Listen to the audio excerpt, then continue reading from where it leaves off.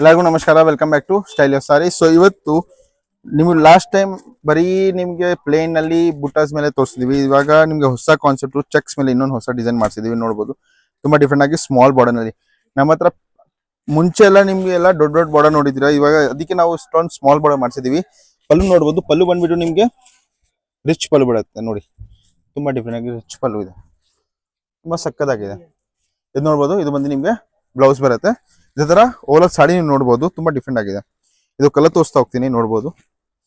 Block with purple, ಇದು ನೋಡಿ different ಆಗಿ. Red with peach,